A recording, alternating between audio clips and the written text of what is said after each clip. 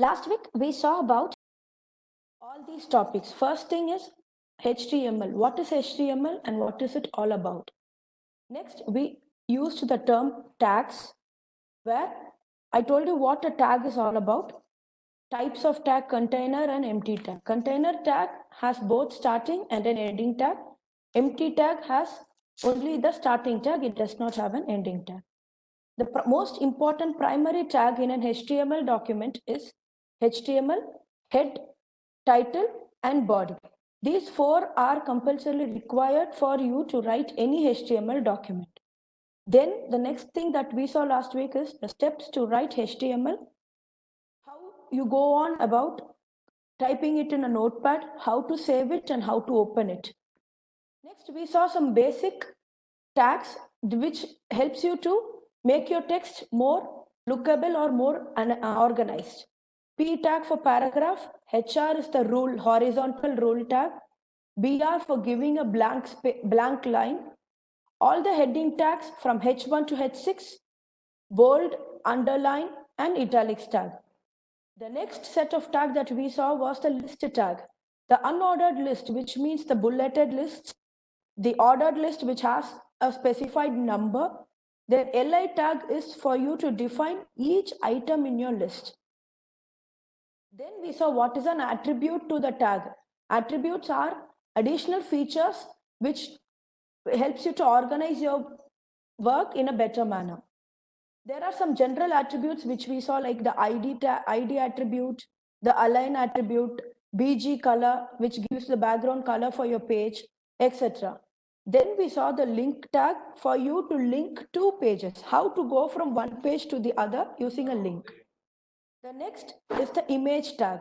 Image tag is for you to insert an image into your web page.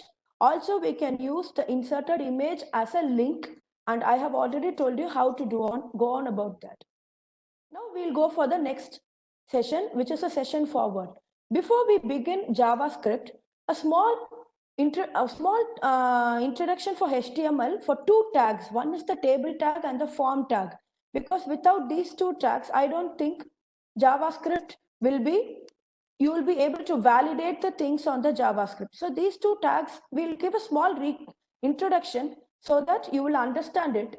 Okay, and don't think that I'm rushing a little fast on these tags, because you have already had a basic concept of how HTML works and how to write an HTML document. It's just a matter of how you use these tags, which you can do at later point anytime when you relaxly sit in your house and try it out. You'll be able to do these tags. So don't think that these two tags I'm rushing up a little fast. Okay, the first tag is the table tag, which is used to give tables in your HTML document. It is not only that you can give tables, but it also helps you to arrange all your components in the HTML, like your video or an audio, where it should be placed, so that organization can be made more proper or perfect using this table tag. Tables are just like your Excel sheets. I hope many of you would have used Microsoft Excel, and in that you would have typed lots of things. So tables are just like your spreadsheets or Excel sheets. They have a row, they have columns. And the most important attribute of a table tag is the border. Border will tell you how much you need border, whether you need a thicker border or thinner border, or you don't need a border at all. And table tag has three small tags associated with it, just like your list tag. Please remember the list tag. You have on the ordered list, and inside that you have a li tag for defining each list item. Like that, a table tag has smaller tags like tr tag. Whatever you put inside the tr tag will define one row in your table.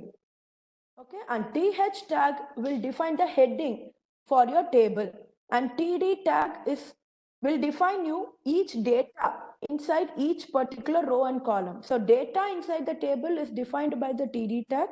Tr tag will tell you that it is a particular row, and heading th tag will give you heading for your table. And about this call span and row span, I'll teach you when I show you a small demo about it. And the most important thing you all should remember is All these 4 tags, table, tr, th and td, are container tags, which means it has a starting and an ending tag. A small demo so that you will understand it better. So don't think my HTML file only starts with the table tag. All the other tags are intact, and this is just the part of the table which I have shown here. So the table I have defined as border 1. This is one row, this is another row, this is third row. My first row is the heading row. That is why I have used th tag. The first heading is name, second heading is salary. In the second row, I am defining each value. So it will be TD, first person's name, then TD, the salary of the first person. Next row, I have the second person, and I have entered my table. When we execute this particular code, we get this as the output. For name, please note that whatever is put in the heading tag has a bolder font because it is heading. And since I have given the border as 1, the border of the table is very thin. You can increase the border sizes to see what happens. Now, few points to be noted. The border attribute will give the border of the table. All values within the tr opening and tr closing tag as different rows. Okay, for heading, we have to use th instead of td. And most important thing, please remember, we can have one table inside another table. That is always possible. And inside the TD tags, TD opening and TD closing, we can have all the other tags which we have studied in the previous classes, like the paragraph, horizontal rule, break, whatever tag you have studied, you can always put it inside the TD opening and TD closing tags. Okay, I've already said what the call span and row span, which we have left in the first slide. Okay, this row span says that I am merging 2 rows and making it as a single row. And column span says that I'm merging more than one column and making it as a single column. Now, this row span and column span are attributes of TD. TD. Please note that border is the attribute of table tag, while row span and column span are attributes of TD tag. When I execute this particular code, what I get is, I get something like this. So after using row span, you can see here 2 rows are merged into one. And here, after using column span, you can see all the 3 columns are merged into one column. Okay, proceeding to the next thing, form. What is a form? We have used n number of forms all these days. We have used in Google search, we have something called as a search form. If you are going to sign up to if you are going to create a new account to Google, you will fill customer registration or user registration form. Or sometimes when you need a service to be done to you, you will fill the service request form.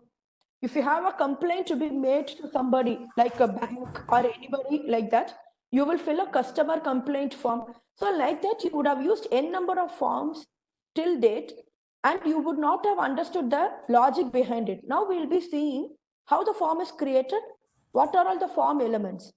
Okay, the next thing is these forms. What is the use of these forms?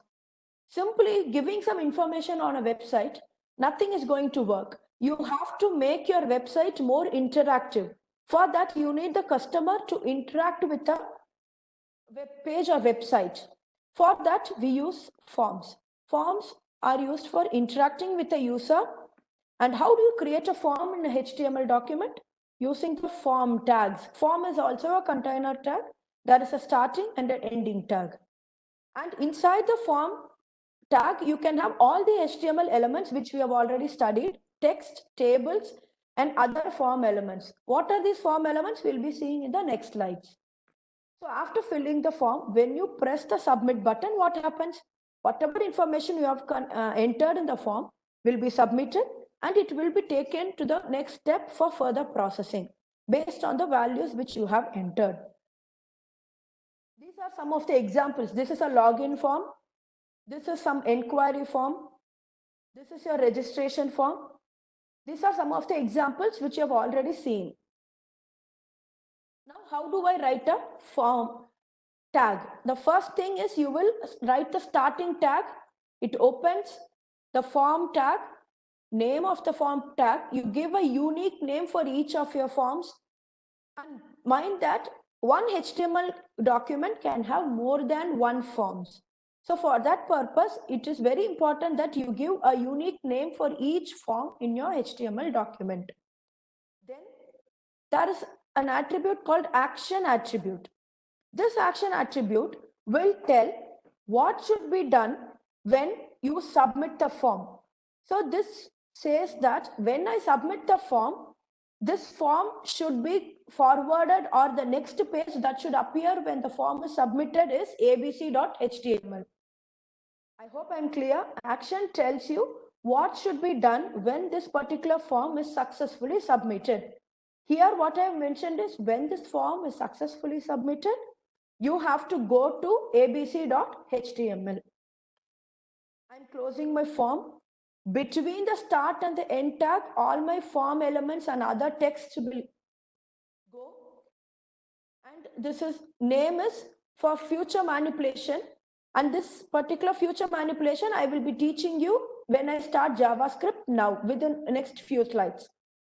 Action indicates what will be done when this form is submitted. I hope this is clear. Proceeding on to the next. Input tag. Input tag will help you to insert all the form elements inside your form. Like you can have form elements like a drop box, a list box, or you can have a checkbox, or you can have a radio button. For example, if I'm asking a customer to fill his gender, it will be a male or a female. So it will be radio buttons. Okay, so if you are entering your address, it cannot be a single line. So it has to be a bigger text area. So different types of form elements can be inserted using this particular input tag. Note it is an empty tag. Name attribute will give name for that particular form element. And this type attribute will give what type of form element you are going to insert. Whether it is just a simple text box where you enter your name, or it is a password box. Remember, passwords, when you type, it should have that star or a bullet dots. So there is a particular element for entering password called the password element. Checkbox, radio box, submit, reset, button, hidden. Don't worry much about this hidden element where you are not going to use it currently. File will be, if you are going to enter any file in the page, then that is where the file is used. So these are different type of form elements which you will be entering or you will be using now. Value is the value of this particular form element which you will be entering in your, when you enter a form, you will be typing something, right? That is the value for that particular element. Max length is the maximum length. Suppose in some forms you might have noticed that only 300 characters are allowed to enter. Only 50 characters you are allowed to enter. You will not be able to enter more than that. So that particular length is decided by the max length.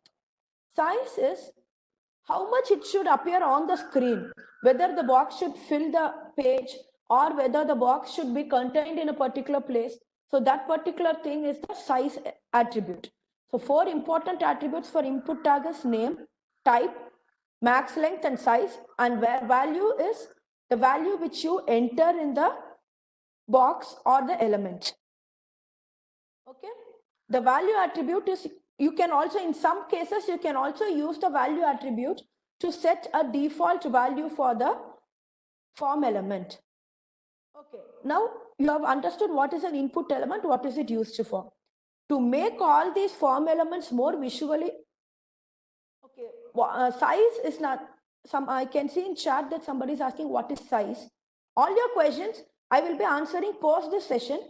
So please put all your questions in the chat box. At the finally, I will be able to answer all your questions. Okay. So to make this form more visually appearing, because if you just insert the form element, they will look very clumsy. To avoid all those, we use the table tag to arrange all these elements in a proper fashion. In any form you see, in the examples which I've shown you, here, wherever you see, everything is arranged neatly. This is done only using the table tag. So to make it more visually appealing, we can put form elements inside the table tag so that it is easier for the end user to understand. Okay, now in the next few slides, what I will be doing is I will be I'll be just brushing through what are all the type of form elements and how to write about them. Okay, when this session is over, I will share the PPT with you. You can try each one of them with you, because now our aim is to read the JavaScript and not sit on and do HTML. Text box is where you type your name. How do you create a text box in the form? Use the input tag, type attribute. What is the type of my input box? That is the text box. Name, value, whatever I give here will be by default appearing on the text box. You can go on and change the value of the text box. Size attribute, as I have already mentioned, it will tell you how much it should occupy on the screen. When the size is 10, it will only occupy that particular space on the screen. If you give size 20, it will be a little bigger box when you see it on the screen.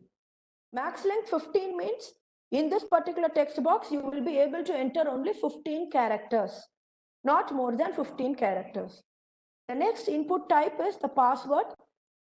The same thing, name of the password box, size, max length of the password. Maximum password can have 12 characters, not more than that. Now, when the text is entered in the password, it will be stars or bullets or dots will appear instead of the letters. The attributes, I've already explained what these attributes are. Value will give you the default value.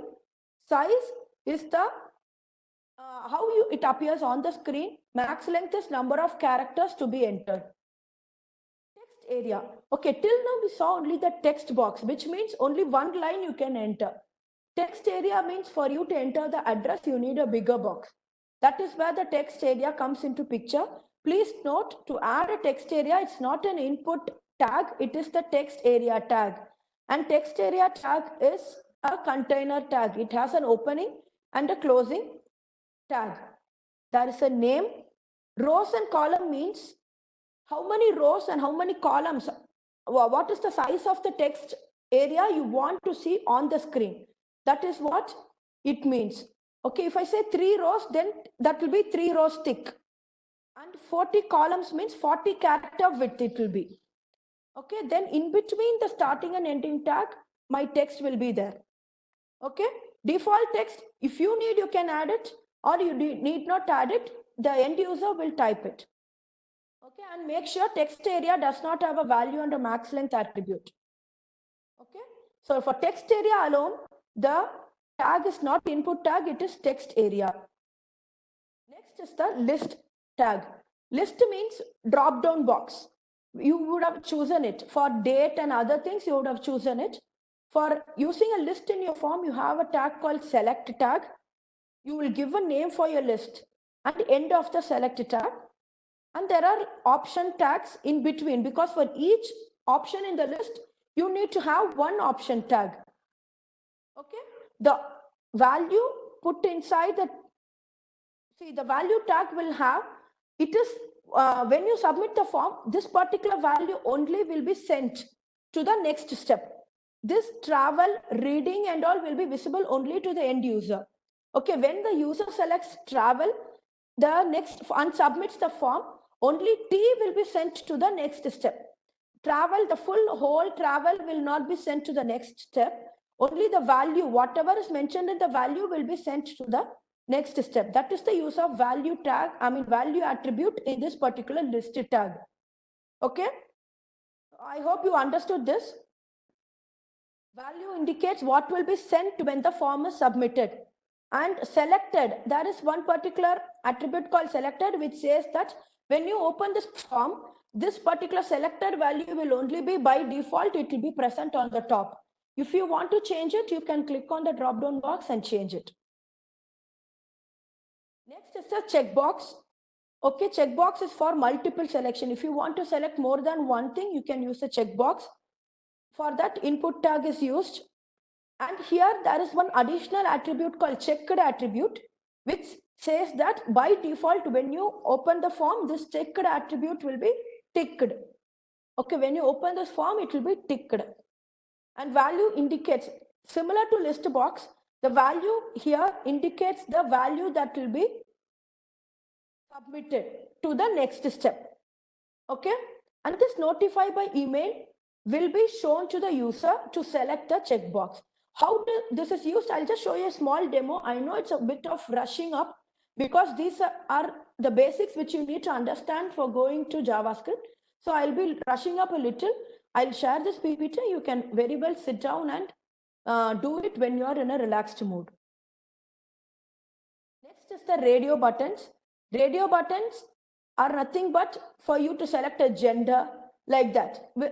For checkbox, you can have multiple selections, but for radio button, in a group of button, you can select only one thing. You remember that. How do you group two radio buttons in a single group? You use the same name. So radio buttons which have the same name are grouped under, radio buttons which have same name are grouped under the same category. So when two radio buttons have the same name, I can select only one among them. I cannot select both, unlike checkbox. Okay, the checked attribute is similar to checkbox. It means that it will be by default selected. Buttons. Yeah, till now we saw lots of form elements. The last of the form elements would be the buttons. First is the submit button. You know that it is for you to submit the form. How do you give a submit button in a page? Input tag, type of the element is the submit, name, value will be what is displayed on the button. Whether submit or go to the next page, whatever you want, it will be displayed on the button. Next is the reset button, which will reset your contents to the default value. Okay, and how do you insert a reset button? You will give the type as reset. Next is a simple button which does not do any predetermined action. That is, submit button has a predetermined action of submitting. Reset button has a predetermined action of resetting the contents. While button does not have any predetermined action, it will do the action which you say you to do, which you can write code for this button for it to act like you want. That we will be seeing in JavaScript. We will be using this type of button so that we can use JavaScript in the background. How to do that, I will show you in the next slides. Okay, I'm going to show you a small demo of all these form elements put together. Okay, just look at it and because you know the basic concept of how to write an HTML document, just look at it. You can try it out later. Okay, here, if you can see, I have used table tag to make my form look little arranged or organized. Okay, the first row has the name and I have inserted a text box. The next row, I am asking the user to enter the address and I have used the text area tag. The next row, I am saying the user to choose their hobby and the same list tag or the list I'm using the select tag. Then the next row, I'm using the checkbox. The next tag, next row, I'm using the gender, the radio buttons, and the last row, I'm having the button submit and the reset button. So when I run this particular form, what I get this output. Okay, so this is how my form looked like. If I don't use a table here, all my form elements will be clumsy, placed here and there, and it will not look good. Since I've used table, all these form elements are looking arranged and in a neat manner. So the name, see, in the value here, I have given type your name here. Okay, so you can see that the default value appears here. Okay, likewise in the list tag, I have given reading as selected. In the checkbox, I have given email as checked. Okay, So here you can see reading is the default value and email is by default selected. So this is how you design your form. Now how to make your form more interactive? That is the next step. We go in for something called as JavaScript. Okay, first, before going into what is JavaScript all about, first we need to understand what is scripting. Okay, that in itself is a new word for all of you. Before going to scripting, I hope you understood till this, the table tag, tr, td and th tag. Then we saw about HTML form. Okay. Then form elements like text box, text area, list, checkbox, radio button and buttons. I know this will be a bit of rushing up, but you can sit about and use the PPT to work it out and check how you are able to do it. Okay, next is the scripting. But what is scripting? Scripting is for building a small kind of programming environment. Like we have a form, but the form should interact with the user.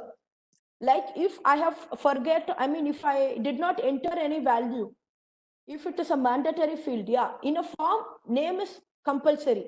So somebody forgets to enter the name and submits the button by mistake.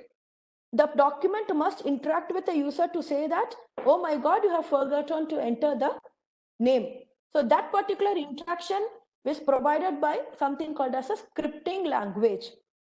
Okay, this makes your web pages more dynamic and interactive. Dynamic means reacting to the situations. So what situation? If I have not entered a value, that is one situation. So that is dynamic. So it makes your web pages dynamic and interactive. Some scripting languages are VBScript, JavaScript, and there are many other scripting languages. Now we'll be seeing JavaScript because it is very easy. It is very simple to write and you don't need any special application or software to write this particular JavaScript scripting language. Okay, for a scripting language, you need the browser to be compatible and you should have a little bit understanding about programming. I will be teaching you all this in the future slides today. Okay, the most important thing about scripting languages, it makes your, it gives the HTML pages ability to make decisions. What decision HTML page is going to make, whether to submit the form or not. When will you submit the form? When all the details are entered and it is according to the rules, you will submit the form. What is according to the rules? In a phone number area, you cannot enter any alphabets. That is a rule. In an email area, if you are asked to enter an email, you need to have that proper @ symbol, dot symbol and all those. So this is a rule. So HTML page should check whether all these rules are followed. If it is followed, then the HTML page will forward to the next processing. If all these rules are not followed, then it should say to the user what is the error. So this ability to make decision for an HTML page is given by this scripting language. Okay, this is an example. This is your creating an account in a Google page. When you submit without entering any of these forms, it will say that I have to enter all these things. Without entering, it cannot proceed to the next page. This is an example of a scripting page, scripting language. How do I write a scripting language in a HTML? You have something called as a script tag. It is a container tag where you have an opening and an ending tag. What scripting language are we going to use? I've already said here we are going to follow JavaScript. So you have to mention that I'm going to use JavaScript as my scripting language. Whatever JavaScript coding you have to do, you will do between the starting and ending tag of the script tag. Then, okay, there are two types of JavaScripting mode. One is the immediate mode and other is the deferred mode. What is immediate mode? The name itself says, as soon as you load the page, the JavaScript code will be executed, or the result of the JavaScript code will be shown. It will not wait for any action to take place. Deferred mode means you are saying the JavaScript, to execute only when something happens. Like when you click on the submit button only, your JavaScript code should execute. That is called deferred mode. That is, you are deferring the execution of your JavaScript. So you will wait for something to happen for the JavaScript code to run. But immediate mode means it will execute as soon as you load the page without waiting for any action to take place. Okay. Now, the most important thing is the script tag can be placed either in head or in body. But for getting more readability, head tag usually we place the script tag inside the head tag, because body has lots of things like to align your headings, images, videos, audios. So when you insert script tag in the body tag, it looks very clumsy. So we usually insert it in the head tag to ensure more readability. And now I'm just showing you a small demo of immediate execution. Okay. Here, as you see, in my body tag, I have a script tag placed. Language of my script is JavaScript. Document means my present HTML document. Whenever inside a script tag, I write a document, that means in the present document, in the present HTML document, dot write means in the present document, you have to write I'm telling the browser to write this. So inside the heading tags, I write something called JavaScript. Now, whatever you write, you have to enclose it in the double quotes. Okay. Now, I'm repeating it once more. In the body tag, I have a script tag. Language of my script tag is JavaScript. And document is referring to your current HTML document. And in that, I'm telling the browser to write on the screen or display it on the browser this particular line of HTML code. Okay, then I'm closing the bracket, opening and closing the bracket. Make sure all your JavaScript code has a semicolon at the end. Semicolon denotes the end of your JavaScript line. If you don't write the semicolon, it means that this particular line is not complete. So semicolon is most important. Now, when I execute this particular code, I get this particular result. Immediate demo is here and using JavaScript.